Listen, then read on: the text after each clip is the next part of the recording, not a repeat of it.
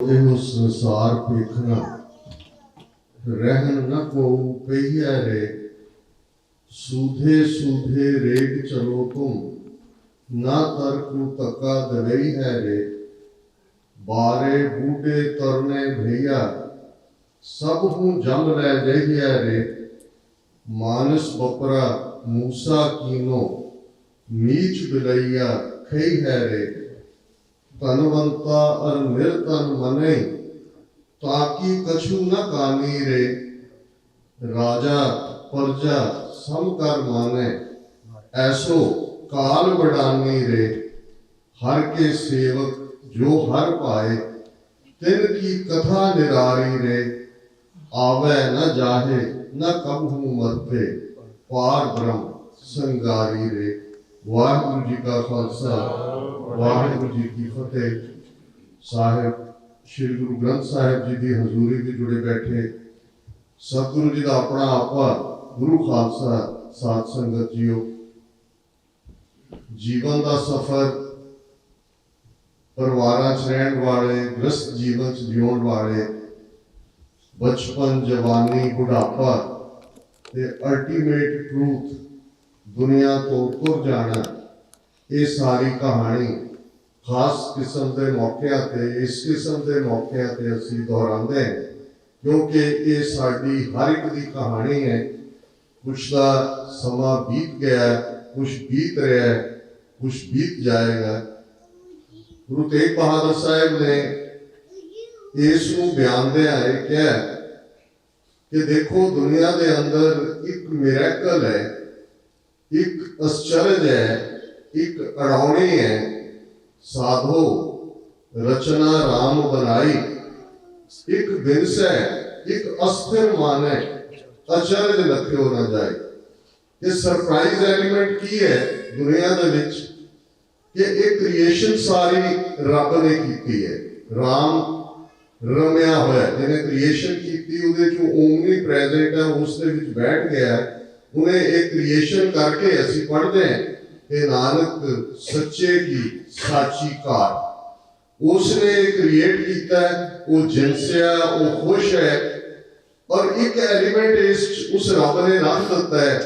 और इसका शायद जो असीं आनंद साहिब पढ़ते हैं कि किवें जन्म दे नाल एक पैरेलल स्ट्रगल शुरू हो जाती है। लिव छुड़की लगी तृष्णा माया अमर वर्ता है। अमर लफज अरबी जबान का है जिसका मतलब है हुक्म, ऑर्डर। कि एक वो दुनिया सी जिहड़ी साडे सामने नहीं सी, वो मां दे उदर दे विच सफर 8 महीने 9 महीने 10 महीने दा ते जो ही इस सृष्टि दे नाल रूह दा संबंध जुड़िया, वाजा पौड़ बजाया, पहला वाजा हवा ने दस्तक दी, हार्ट बीट शुरू हुई। पर जदों जिंदगी की शुरुआत हुई, लिव छुड़की लगी तृष्णा, डिजायर्स ने टेक ओवर कर लिया, माया अमर वर्ताया, माया का हुक्म शुरू हुआ। तो फिर सारी जिंदगी स्ट्रगल है। जो असीं सिमरन लफज स्मरण के नाल जुड़िया हुआ है, याद दहानी के नाल जुड़िया हुआ है। याद की उसनूं लोड़ हुंदी है जिहदे भुलण का डर हुंदा है। ते एक पासे माया का हुक्म है। साढ़े 3 जिहड़े वड्डे सैमेटिक मजहब ने, जूडाइज्म, क्रिश्चियनिटी, इस्लाम, वो तो बराबर होंद शैतान की मानते हैं कि जिवें रब है इवें डेविल है या शैतान है।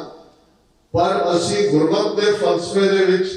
इसनूं माया दे थल्ले जिहड़ा एक पर्दा बन जाता है, जिहड़ा सानू हकीकत नूं नहीं देखने दिंदा है और असी इस दे विच रुझ जाते हैं, गवाच जाते हैं। जोड़ा हर एक ने संत दे लई भी और चोर दे लई भी कुदरत दे कानून इको ने, सूरज की रोशनी इको है, हवा इको है, सारे साधन इको ने। लेकिन फर्क इन्ना है कि जेड़े रब दे नाल जुड़े हुए अपना आपा रब नूं दे दिंदे ने, वो ये समझते ने कि ये भाणे की खेड है, भाणे आवे भाणे जाए। वो समझते ने कल्ले आवे नानका सदे उठी जाए, कोई अलोकार नहीं वापर रहा। हाँ अचरज ਜਾਂ ਆਸ਼ਚर्य ਜਾਂ ਸਰਪ੍ਰਾਈਜ਼ ਐਲੀਮੈਂਟ ਇਹ ਸੀ ਕਿ ਇੱਕ ਵਿਰਸਾ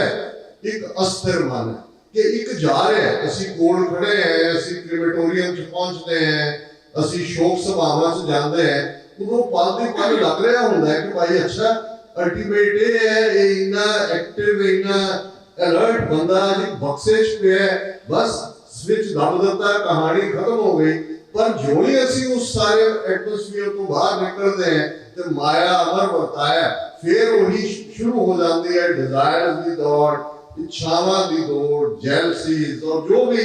ਸਾਡੇ ਮਨੁੱਖੀ ਮਨ ਦੇ ਨਾਲ ਜੁੜਿਆ ਹੋਇਆ ਇਹ ਨੈਗੇਟਿਵਿਟੀ ਦਾ ਪਾਰਟ ਹੈ, ਇਹ ਸ਼ੁਰੂ ਹੋ ਜਾਂਦਾ ਹੈ। ਮੈਂ ਸਮਝਦਾ ਕਿ ਜੀਵਨ ਦਾ ਸਫ਼ਰ ਜੇ ਸਤਿਗੁਰੂ ਆਪਣੀ ਯਾਦ ਦੇ ਵਿੱਚ ਦੇਣ ਔਰ ਉਹਨਾਂ ਪਰਿਵਾਰਾਂ ਦੇ ਅੰਦਰ ਬਹੁਤ ਵਾਰ ਅਸੀਂ ਕੌਮੀ ਤੌਰ ਤੇ ਫਿਕਰ ਕਰਦੇ ਹਾਂ ਅੱਜ ਸਮਾਜ ਦੇ ਵਿੱਚ ਪਿਛਲੇ 30-35 ਸਾਲ ਤੋਂ ਪਬਲਿਕ ਲਾਈਫ 'ਚ ਵਿਚਰਦੇ ਹਾਂ ਮੈਂ ਦੇਖਦਾ ਹਾਂ ਕਿ ਬਹੁਤ ਸਾਰੀਆਂ ਮੁਸ਼ਕਲਾਂ ਜਿਨ੍ਹਾਂ ਤੋਂ ਸਾਡੇ ਪਰਿਵਾਰ ਗੁਜ਼ਰਦੇ ਨੇ ਜਿੱਥੇ ਅਸੀਂ ਇਹਨਾਂ ਮੁਲਕਾਂ ਦੇ ਵਿੱਚ ਆਏ ਚੰਗੇ ਜੀਵਨ ਦੇ ਲਈ ਇੱਕ ਚੰਗੇ ਸੰਘਰਸ਼ ਨੂੰ ਅੱਗੇ ਤੋਰਨ ਦੇ ਲਈ ਉੱਥੇ ਇੱਥੋਂ ਦੀਆਂ ਬਿਮਾਰੀਆਂ ਵੀ ਸਾਡੇ ਨਾਲ ਚੰਬੜੀਆਂ ਨੇ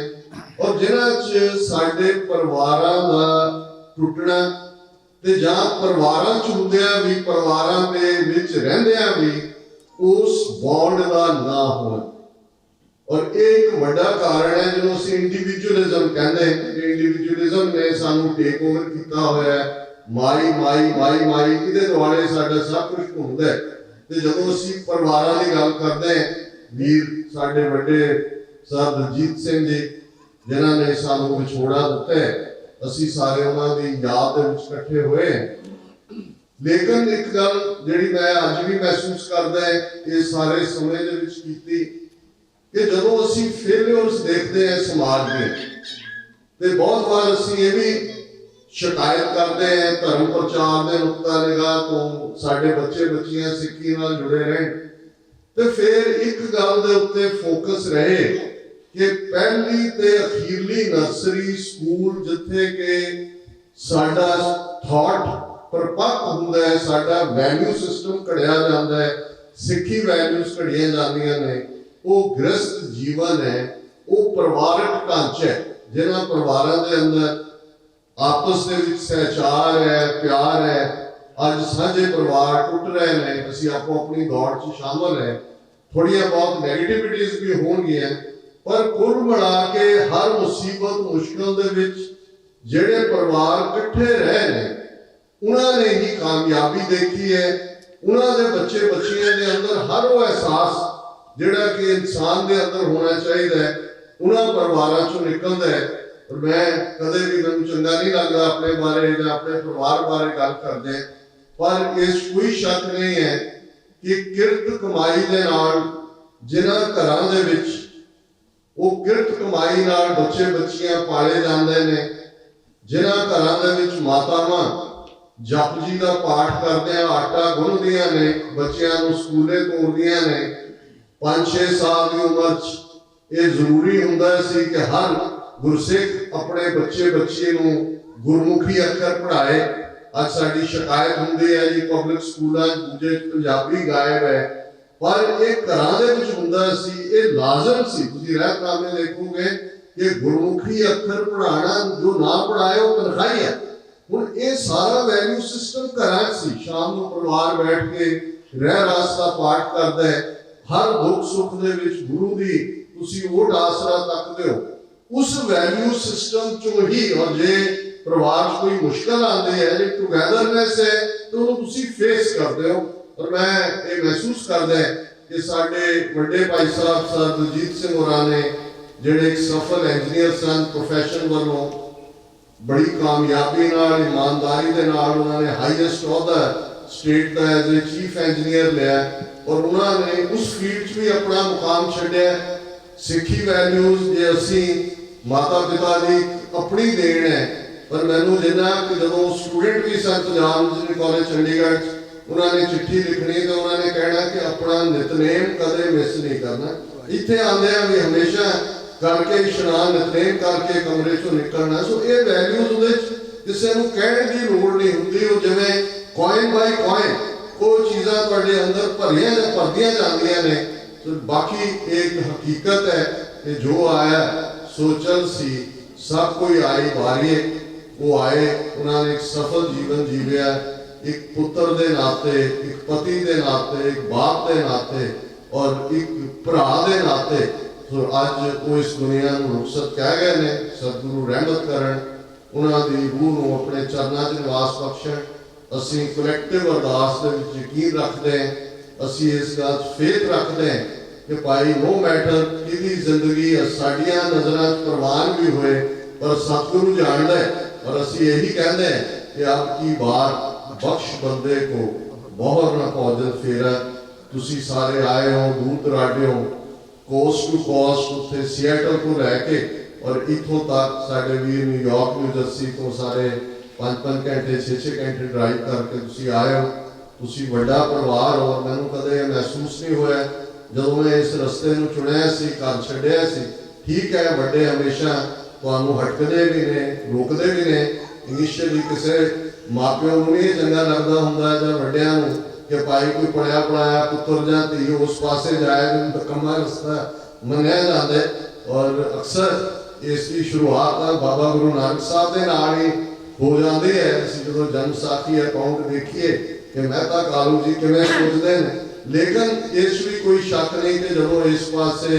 तुर पे फिर पिछे मुड़ के देखा नहीं है। तो यही उन्हों का भी कहना सी कि जो जे हुण इस रस्ते नूं चुनिया ते अड्डी गड्ड के खलोते रहो, पिठ ना दिखाओ। सतगुरु ने रहमत की है, एक परिवार नूं छड्ड के निकले ते जिन्ना वड्डा पंथ परिवार वैसे तो वैसे ही साडी मर्यादा शख्सी रहनी पंथक रहनी दे नाल पंथ परिवार की गल करती है। पर मेरा रोम रोम तुहाडे शुकराने च है, तुहाडे प्यार ने,